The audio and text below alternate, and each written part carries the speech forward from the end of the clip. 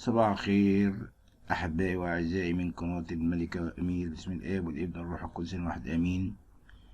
النهاردة كل حزن للمسيحيين بسبب ما حدث لإخوتنا المسلمين، وهو بيان عاجل من وزارة الأوقاف بعد حريق الحسين. بالفيديو بيان عاجل من وزارة الأوقاف بعد حريق الحسين. طمأنت وزارة الأوقاف المواطنين بشأن مسجد الحسين بالقاهرة، مؤكدا أن نيران حريق مبنى بالمنطقة لم تمتد إلى المسجد ولم يصب بأي ضرر. وذكر بيان لوزارة الأوقاف منذ قليل لمحبي البيت وكل أهل مصر: نؤكد أن الحريق الذي نشب بجوار مسجد الإمام الحسين رضي الله عنه لم يصب المسجد بأي ضرر والحمد لله، ونتمنى للجميع السلامة.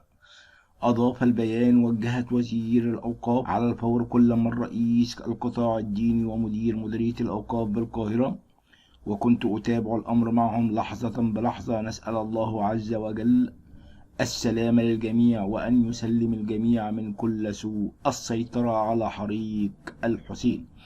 نجحت الإدارة العامة للحماية المدنية بالقاهرة في السيطرة على حريق هائل بأحد العقارات بجوار مسجد الحسين بوسط القاهرة دون وقوع أي إصابات.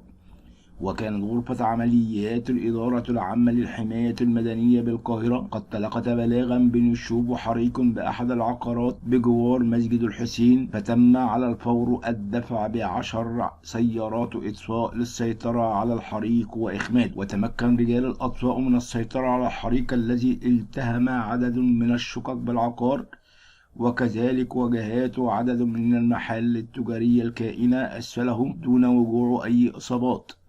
تم اختيار خبراء المعمل الجنائي لرفع آثار الحريق والوقوف على أسبابه وإتخاذ كافة الإجراءات القانونية اللازمة. هذا خبر ويؤسفنا ما حدث. كما جاءنا خبر آخر أيضا: حوادث وفيضانات. إنها الأيام الغامقة، أيام كلها يعني للأسف غامقة، كلها حوادث وفيضانات وتساقط للأشجار بسبب العاصفة مالك. اجتاحت عاصفة قوية شمال أوروبا نهاية الأسبوع، حيث أحدثت العاصفة دمارا كبيرا وفيضانات وعطلت حركة النقل وأدت لانقطاع الكهرباء عن آلاف المنازل. وتتقدم العاصفة والتي تدعى مالك في منطقة الشمال اليوم الأحد مصحوبة بعواصف قوية وأمطار غزيرة وثلوج في الدنمارك وفنلندا والنرويج والسويد. العاصفة مالك. وأودت العاصفة مالك بحياة شخصين في بريطانيا. وقالت الشرطة المحلية أن طفلا في ال9 من عمره قتل عندما سقطت عليه شجرة في قرية الإنجليزية. أصيب رجل كان برفقته في ذلك الوقت بجروح خطيرة.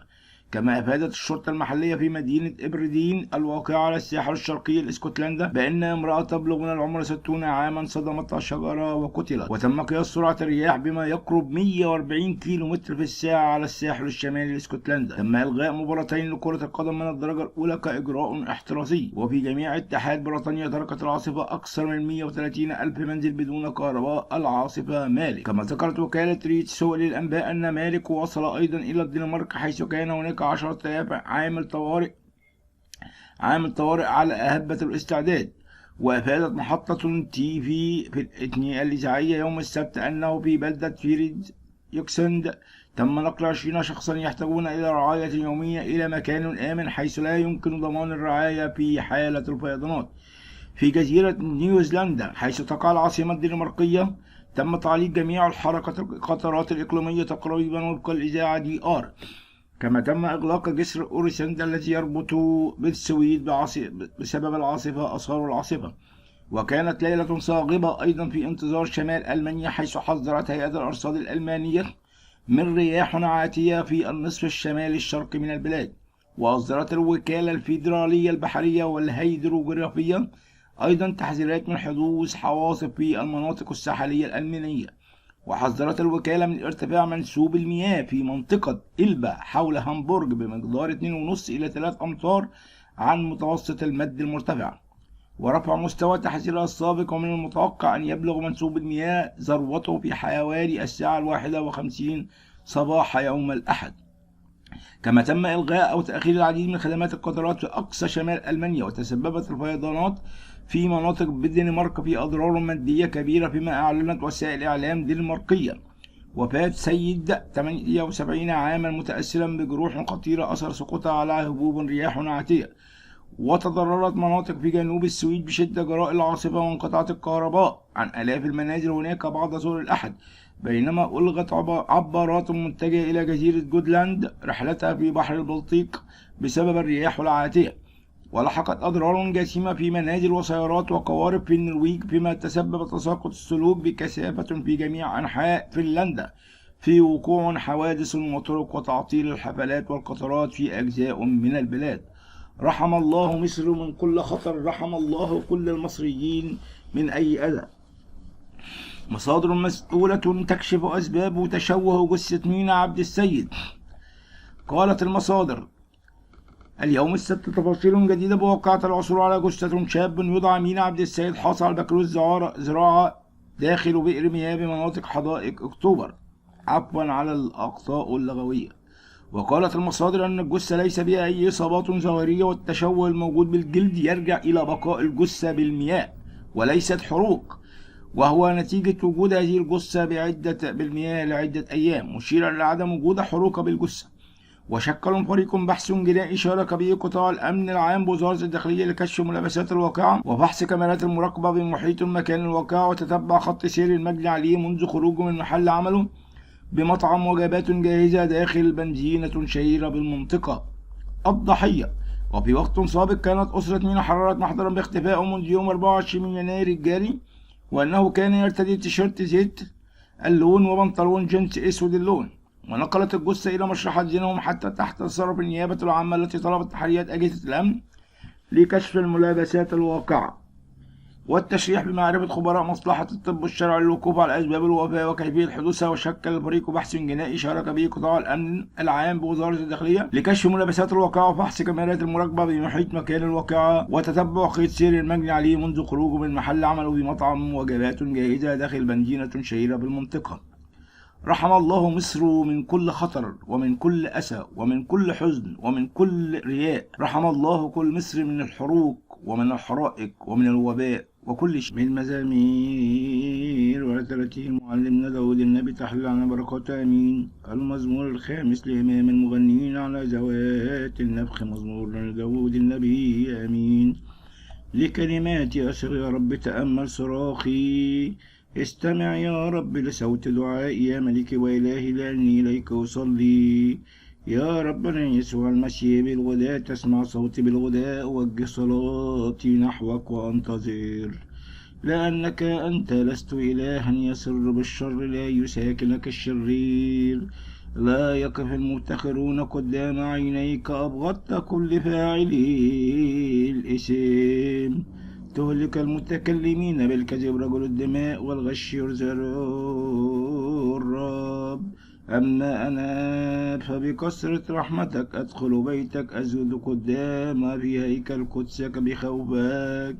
يا رب يسوع المسيح اهدني إلى برك، بسبب أعدائي سهل أمامي طريقك، لأنه ليس في أفواههم صدق، جوفهم هاوية، حلقهم قبر مفتوح، بألسنتهم صقلوها. دنهم يا الله ليسقطوا من مؤاراتهم، بكسر ذنوبهم طوح بهم، لأنهم تمردوا عليك. ويفرح جميع المتكلين عليك إلى الآباد، يهتفون وتظللهم ويبتهجوا بك محبو خلاصك، لأنك أنت تبارك الصديق يا رب، كأنه بترس تحيط بالرضا. هللويا.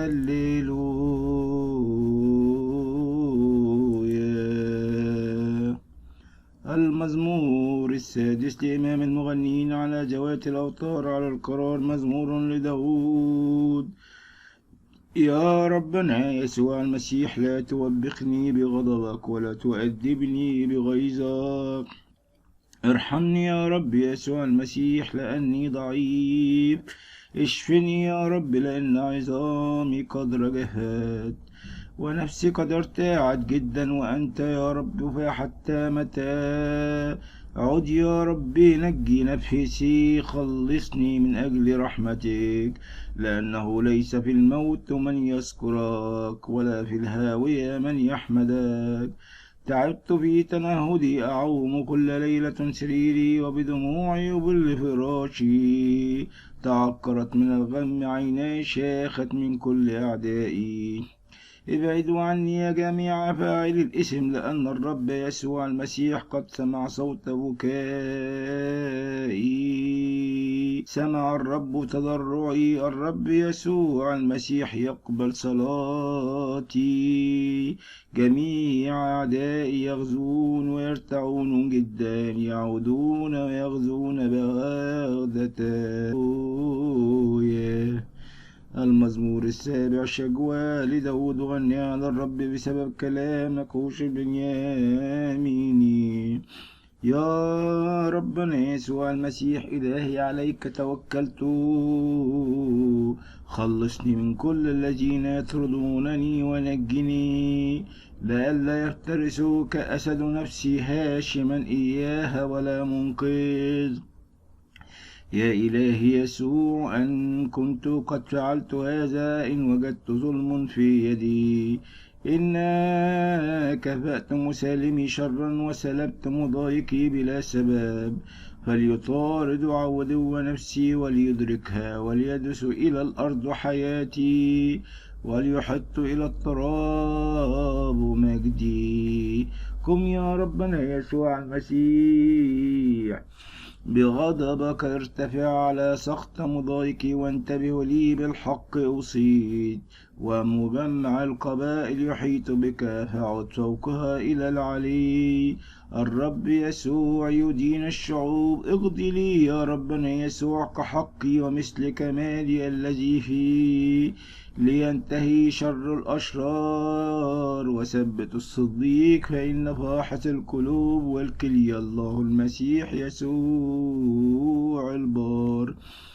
ترسي عند الله مخلصي يسوع مستقيم القلوب، الله قاضي عادل وإله يسخط في كل يوم، إن لم يرجع يحدد سيف مد قوس وإياها،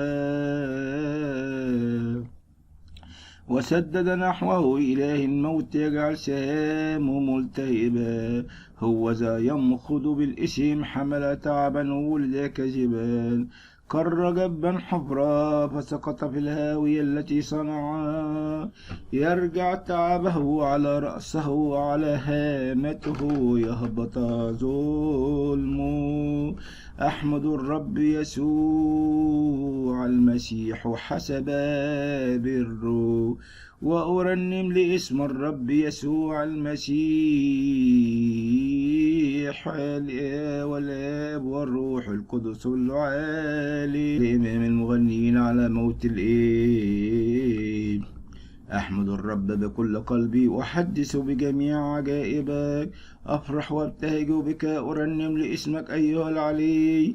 عند رجوع أعدائي لا خلف، يسقطون ويهلكون من قدام وجهك، لأنك أقمت حقي ودعواي، جلست على الكرسي قاضيا عادلا.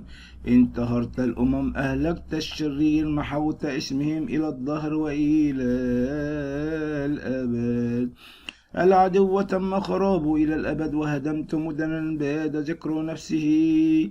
أما الرب يسوع المسيح فإلى الدهر يجلس، ثبت للقضاء كرسي، وهو يقضي للمسكون بالعدل، يدين الشعوب بالاستقامة.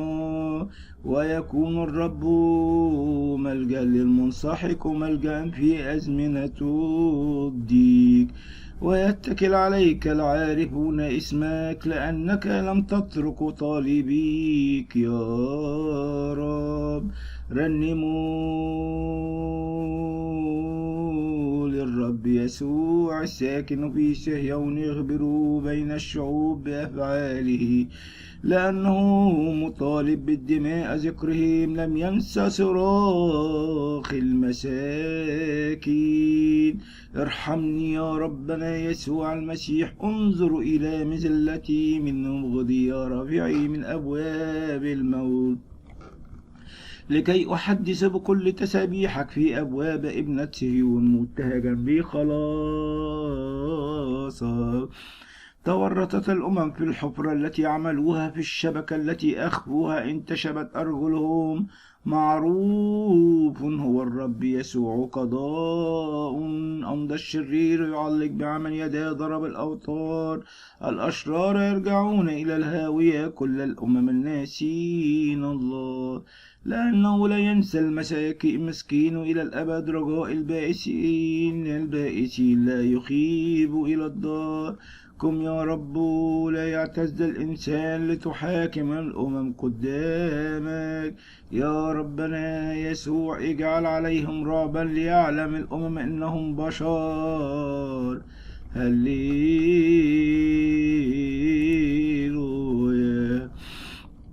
المزمور العاشر. يا رب لماذا تقف بعيدا، لماذا تختفي في أزمنة الضيق؟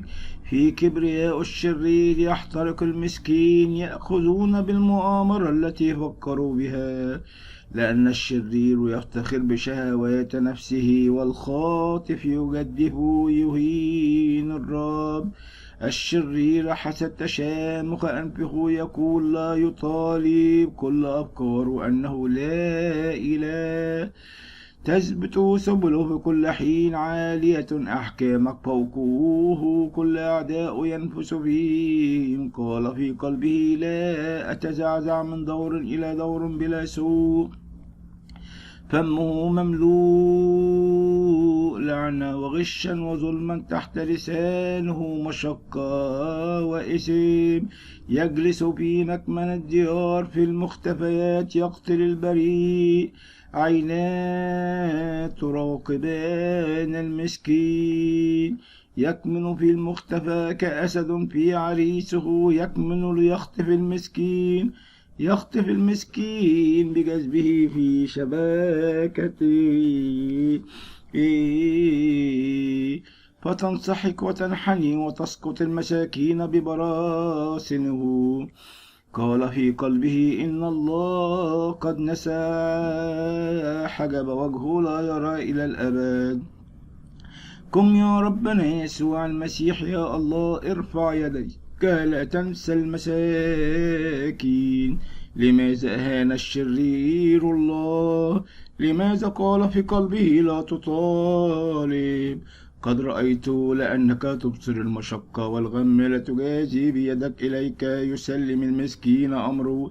أنت صرت معين اليتيم، أحطم ذراع الفاجر والشرير، تطلب شر ولا تجده. الرب يسوع ملك إلى الدهر والآبد، بادت الأمم من أرضه. تأوه الودعاء قد سمعت يا رب، تثبت قلوبهم تميل أذنيك. الحق يا رب اليتيم والمنسحق، لكي لا يعود أبهم إنسان